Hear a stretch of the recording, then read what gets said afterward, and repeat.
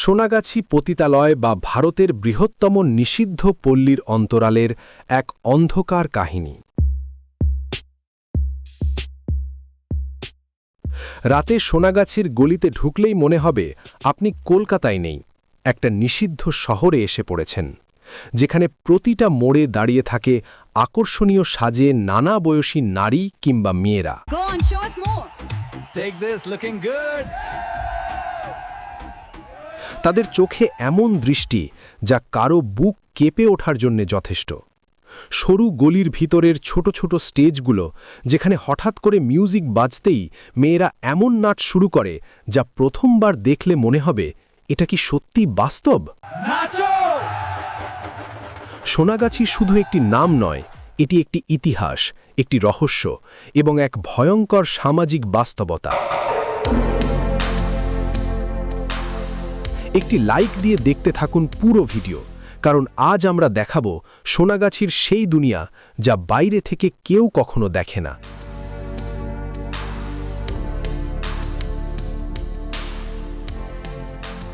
রাতে সোনাগাছির গলিতে ঢুকলেই মনে হবে আপনি যেন কলকাতায় নেই, বরং হঠাৎ করেই এক নিষিদ্ধ অজানা শহরে এসে পড়েছেন। এখানে প্রতিটা মোড়ে দাঁড়িয়ে থাকে সাজগোজ করা নানা বয়সী নারী, কারো চোখে কৌতূহল, কারো দৃষ্টিতে ইঙ্গিত, আবার কারো চাহনিতে এমন এক নীরব ভাষা যা সহজেই যে কারো মন কাঁপিয়ে দিতে পারে।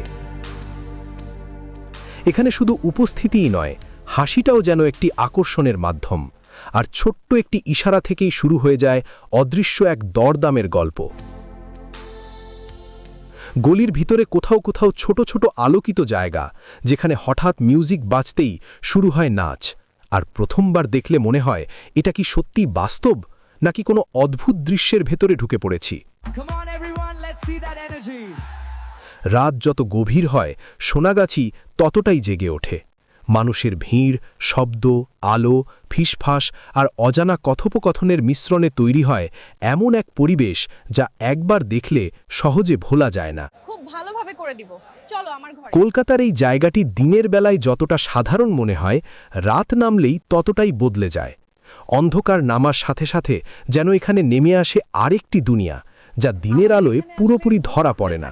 পুরো রাত চোখের পলক ফেললেই কিছু না কিছু মিস হয়ে যেতে পারে, কারণ আজকের ভিডিওর প্রতিটা মুহূর্তেই সাজানো হয়েছে অজানা তথ্য দিয়ে। গলির দুই পাশে দাঁড়িয়ে থাকা নারীরা অপরিচিতদের দিকে তাকিয়ে হাসে, ইঙ্গিত দেয়, কথা বলে, আর সেই কথার ভেতর দিয়েই তৈরি হয় এক অদৃশ্য লেনদেনের শুরু। এটাই সোনাগাছি, ভারতের অন্যতম বড় এবং বহু পুরনো ইতিহাস বহনকারী এলাকা।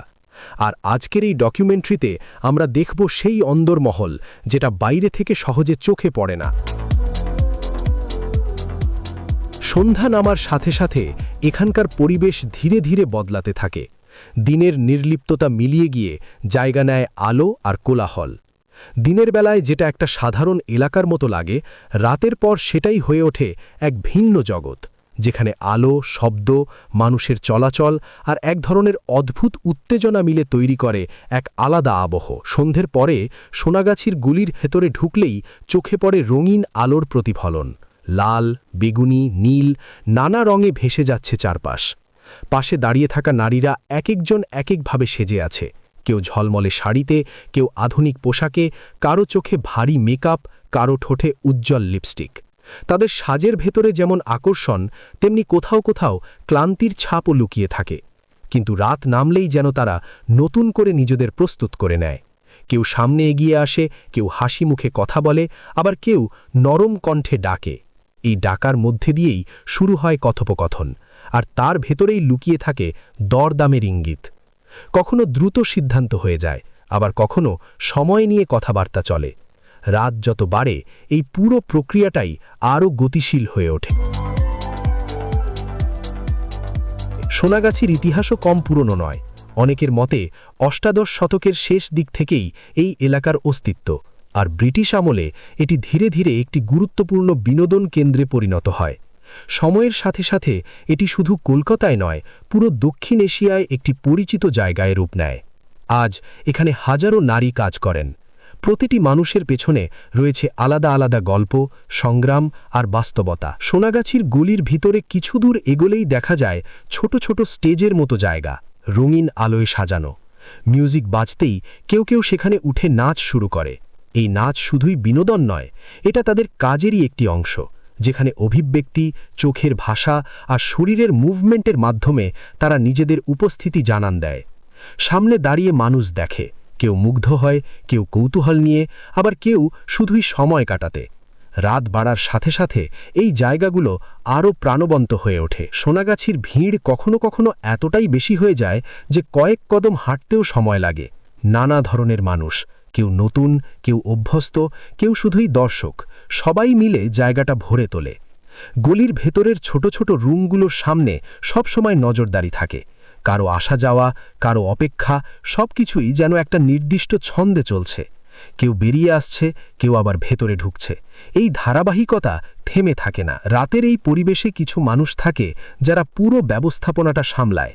তাদের উপস্থিতিতে বোঝা যায় এখানে সবকিছুই একটি নির্দিষ্ট নিয়মে চলছে। কোথাও কোনো সমস্যা হলে তারা এগিয়ে আসে, কথা বলে, সমাধান করে। কেউ কঠোর, কেউ আবার সহানুভূতিশীল। সব মিলিয়ে একটা অদৃশ্য কাঠামো তৈরি হয়েছে এই জায়গাটাকে ঘিরে। সোনাগাছি গলির ভেতরে চায়ের দোকান, সিগারেটের স্টল, পানবিড়ির দোকান সবই খোলা থাকে গভীর রাত পর্যন্ত। কেউ কাজ শেষে এসে চা খাচ্ছে, কেউ দাঁড়িয়ে গল্প করছে, আবার কেউ শুধুই দেখছে আর পর্যবেক্ষণ করছে চারপাশের দৃশ্য।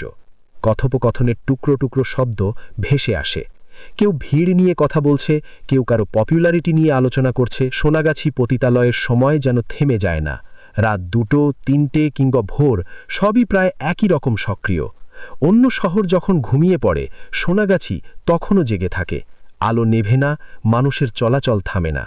কারোর জন্যে রাত মানেই কাজের সময়, কারোর জন্যে সেটাই বেঁচে থাকার একমাত্র সুযোগ। সোনাগাছির আরেকটি বড় দিক হল এখানে বিভিন্ন জায়গা থেকে মানুষ আসে।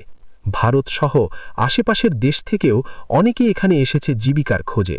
তাদের ভাষা, চেহারা, সংস্কৃতি সবকিছু মিলে তৈরি হয়েছে এক বহুমাত্রিক পরিবেশ। সবশেষে বলা যায়, সোনাগাছি শুধু একটি জায়গা নয়, এটা এক ধরনের বাস্তবতা, যেখানে আলো আর অন্ধকার পাশাপাশি থাকে।